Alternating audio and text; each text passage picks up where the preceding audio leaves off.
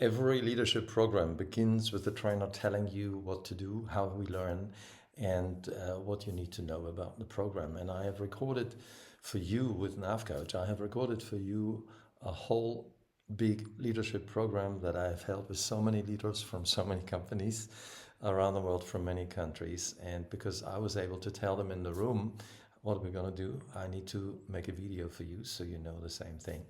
That's the reason here's the instructions video, step-by-step user guide. So you can actually get the maximum impact out of this learning process for yourself. The first thing that you define when you enter a leadership program, and I normally instruct people, and it's very important for me to tell them what do you actually want to achieve. This is your learning journey. Why did you come here? What do you want to take home? What do you want to take out of this? So in order to reflect that, before you even begin, before we hold the first training session, I want you to think about what are your key challenges at this time, and what do you want to achieve? What are the skills and the goals that you actually want to achieve?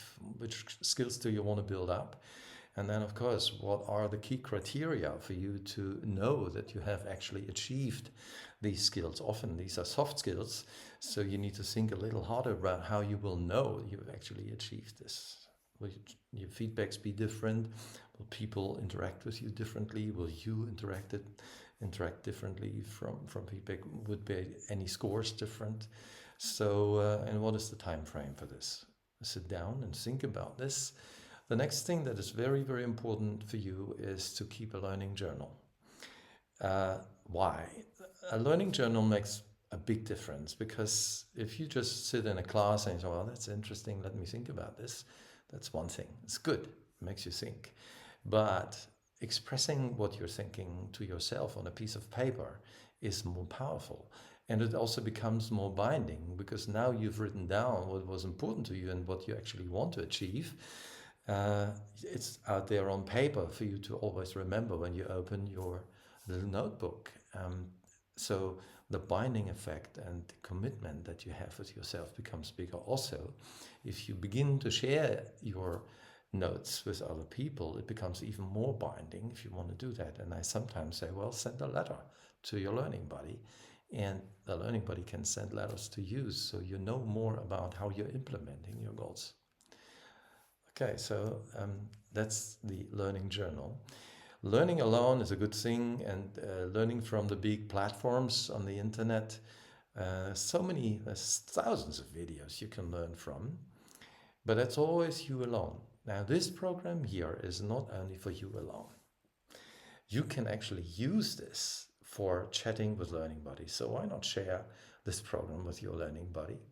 Find a learning buddy, somebody you trust. Find somebody you feel like, yeah, that's a real good person to learn with. They are honest, they are good listeners, they know me quite well, or we don't know each other at all, so it's even more powerful because we can ask more open questions, easier open questions without any preconceived or assumptions.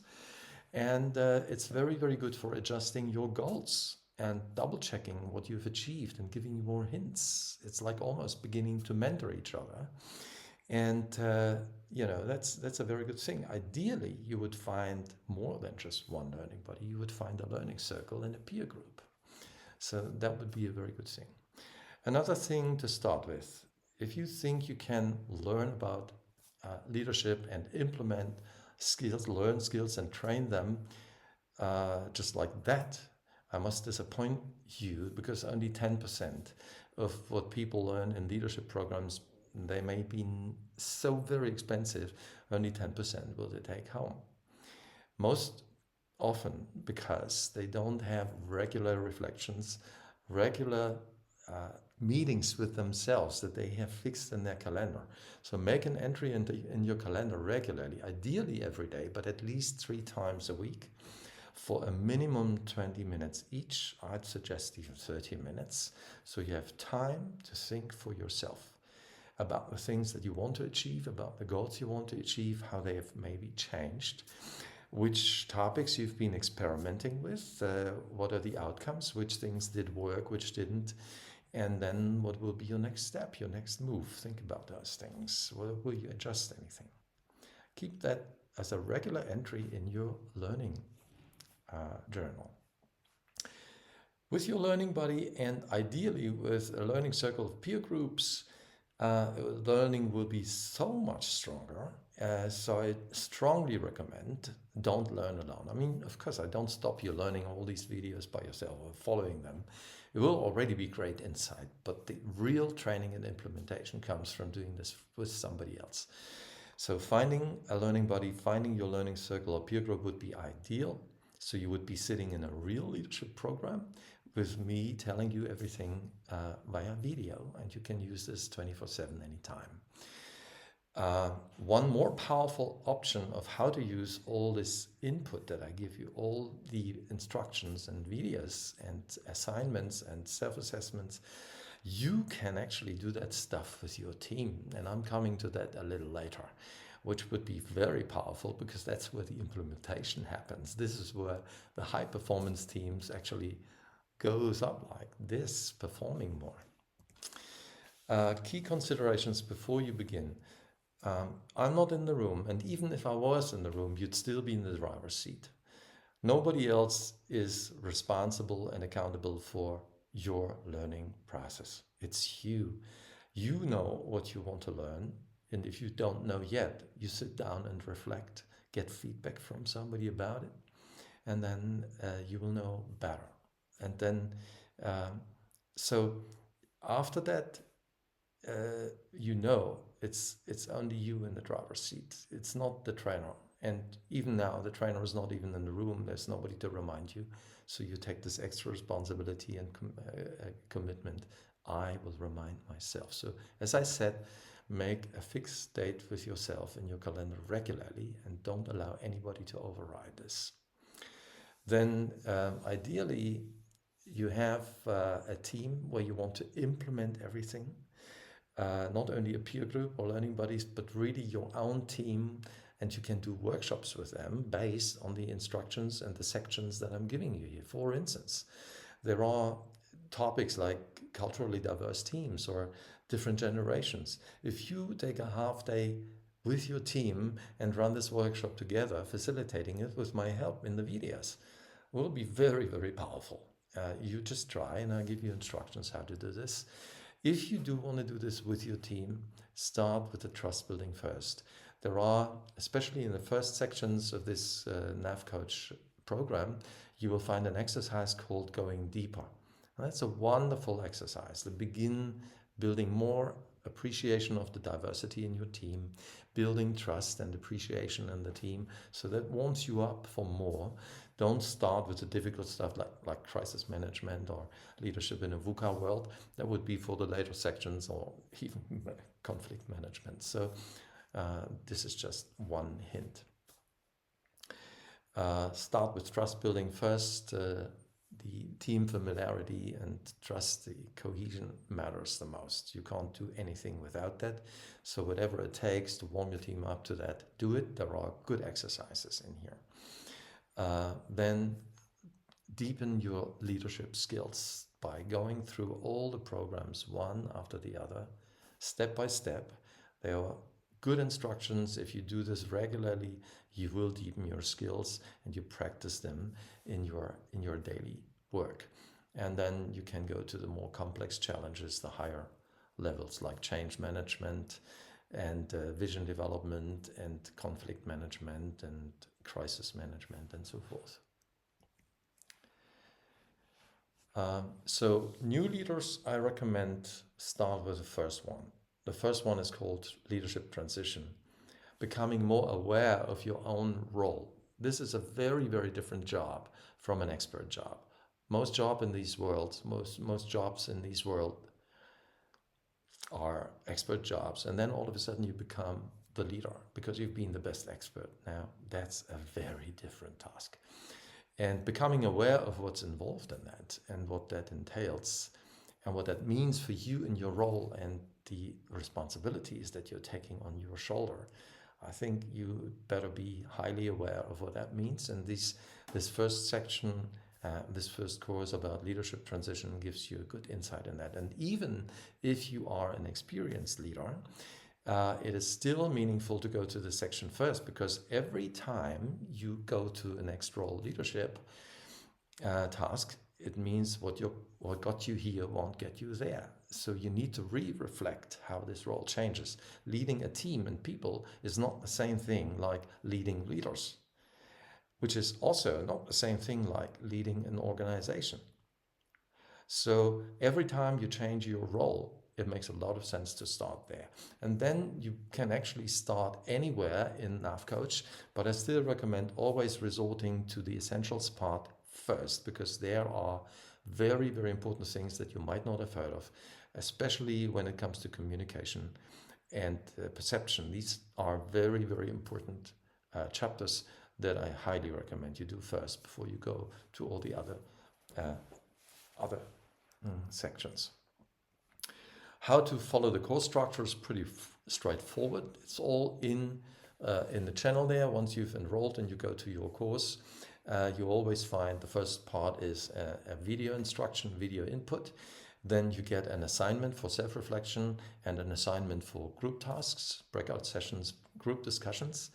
And you download these assignments, or if there's an Excel sheet for self-assessment, you make this self-assessment first, and then you reflect it in your leadership journal.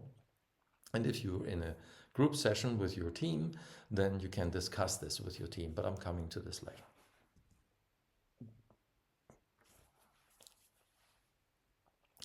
Now, then, once you've done this, you're meeting up with your learning buddy or peer group, and you discuss your insights and you share your experiences, because that's where the learning happens. You finally realizing you're not alone with what you're trying to handle, with how it makes you feel. Other leaders feel exactly the same way. Other people feel the same way. You're not alone. And you can also learn how everybody's handling it differently, so you can learn from the way they do it. So that's the beauty of team learning. So would be highly recommended to discuss everything you learn with teams, with groups, with learning buddies, and implement it back in your real work life, and document what you've done. And that's exactly where you go to your learning journal. You keep track of the process, and if you have a team process, you use a shared document that everybody has access to, so people know exactly what we have defined, what task assignments, what action items we've defined, how we want to proceed, and when the next workshop happens, and so forth. How to run a team workshop.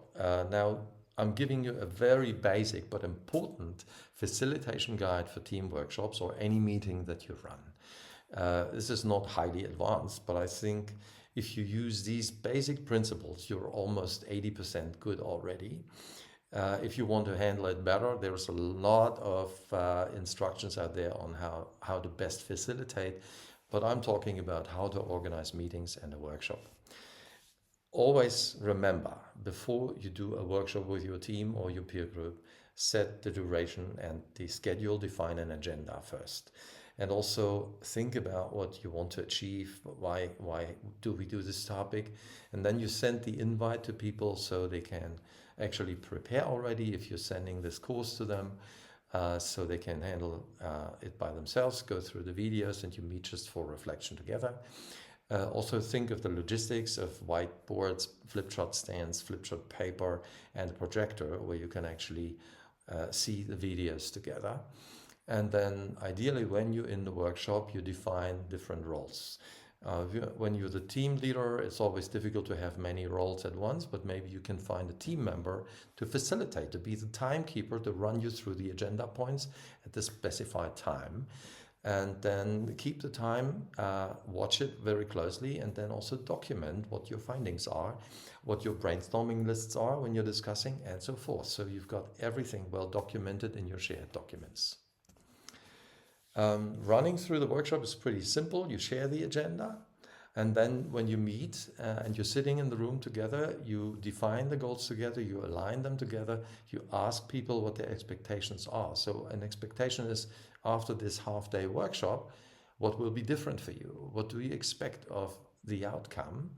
And listen well. Don't people what they should think, just listen to what they really feel, so you can begin to align about what we really should do in this workshop.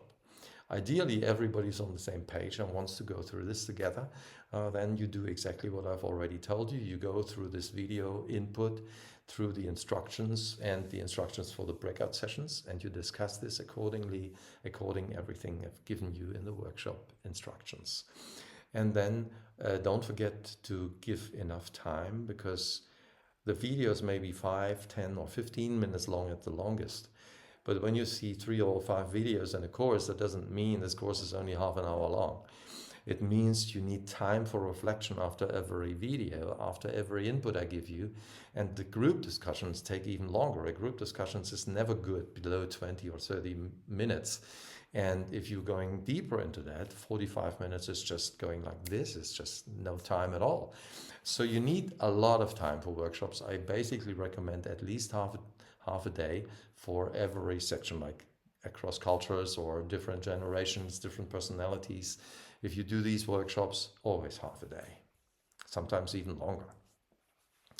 When you're done, capture the learnings, write them down on the document that everybody can access, or write down a flip chart journal and make photographs of it and put it on the server, and plan your next steps.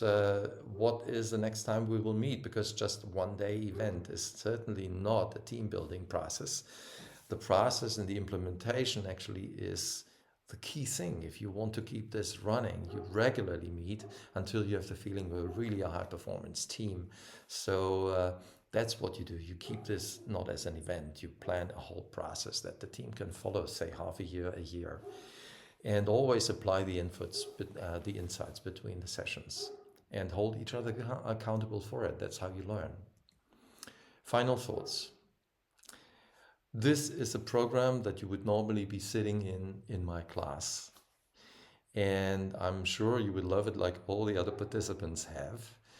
But I'm not there personally, physically, but I'm here mentally, psychologically, and in the videos. But you are the one to remind yourself of, I need to make my next step. This is not just random. You need to have a very good discipline with yourself. So the more disciplined you are about running through all these sessions, and there are many of them, then if you have this discipline, you will be a very, very fast learner. And you will train a lot, you will experiment and learn as much as anybody in my live programs. And maybe even more, because the discipline makes the 10% learning out of a program to become a lot more. You can turn this into 30, 40, 50, 60%. And even more if you take it very serious and do the exercises and hold yourself accountable for implementing and making the next step. So it's your consistency, your willingness to invest time and energy and focus, and in relationship building with peers, with learning buddies, and even with your own team, that will make all the difference. So that's where the true leadership learning happens. It happens 70% in your practice and only a few percent in the training itself. But here are all the tools for you. Make the best use of it. I personally wish you the best of success and happiness with your leadership role and your leadership learning. Cheers for now. That is Gerald.